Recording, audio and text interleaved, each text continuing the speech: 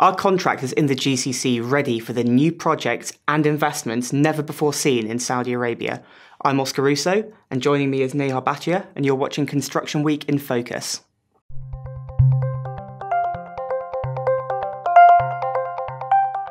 So Neha, we seem to be seeing new investments and new projects that have never before been seen in Saudi Arabia.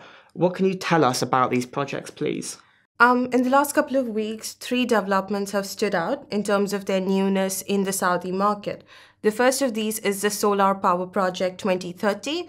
It's a $200 billion development that the country's public investment fund will develop in tandem with Japan's SoftBank. The next development is Six Flags Qiddiya. Now, that's going to be the first theme park to be developed in Saudi Arabia, and an agreement for that was also signed a couple of weeks ago. And another major development that we might see making inroads in the country is Virgin Hyperloop One. Again, a couple of weeks ago, the chairman of PIF, Saudi Arabia's Crown Prince, met with Richard Branson from Virgin Hyperloop One a couple of weeks ago. And I expect that we will see more on that front in Saudi over the next few months. Okay, and obviously a lot of really interesting people in the Saudi Arabian market demonstrated by Richard Branson meeting over there. And you've got the solar power park, which I believe is worth something like $200 billion US, in addition to the Six Flag, which is another investment. And of course, the Virgin Hyperloop, which still in its infancy, is likely to be another sizable investment. So what can you tell me about the scale of investment and the climate in Saudi Arabia at the moment? I think it's a very good time to be working in Saudi, whether you're a contractor, a consultant, a subcontractor. And we're seeing development not just in the traditional project sectors, but also the new ones. Obviously, the new ones are those that we've just discussed.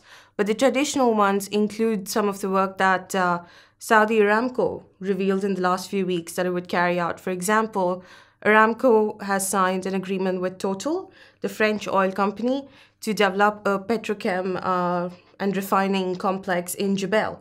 And another contract was signed between Aramco and a conglomerate of Indian companies, Indian oil companies, to develop a similar project in India. So we're seeing development not just in these new project sectors, but also in the traditional markets that Saudi has been a major player in. And that's a really interesting development in the market, because what we're seeing is scope for a lot of the traditional projects that have been the benchmark of Saudi Arabian infrastructure and construction for a long time. We're talking petrochemical, gas, investment in the energy sector. But as you mentioned, exploration to areas never before seen in Saudi Arabia, such as themed entertainment and a solar power project, massive multi-billion-dollar solar power project. So you've got these two different types of projects going on in the country at the moment. Is this going to change how contractors and companies operate in the country? I certainly think so. For example, a lot of the contractors that will be interested in building these projects will have already done similar work in other parts of the world. So in terms of the sector itself, that might not be a challenge for them.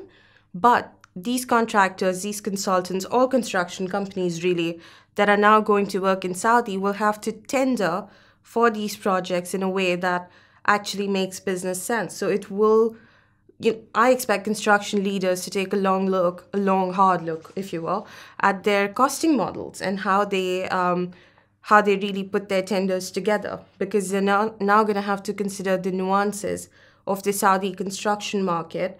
And also, like we said, these are new projects for the kingdom. So how do you price your services? How do you price your products? That's going to be an interesting conversation that contractors and other construction companies will want to have in the future.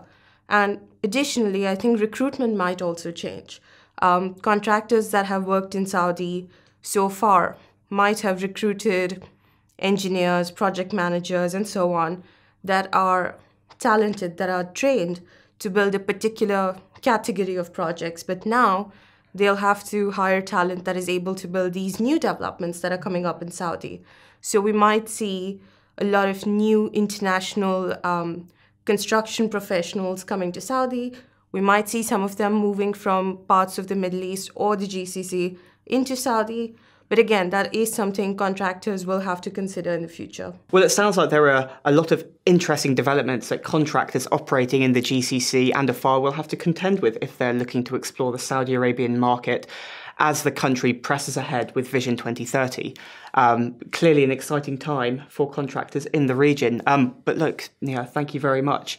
You've been watching Construction Week in Focus. The Saudi Arabian market, as demonstrated, is one that we should certainly keep an eye on.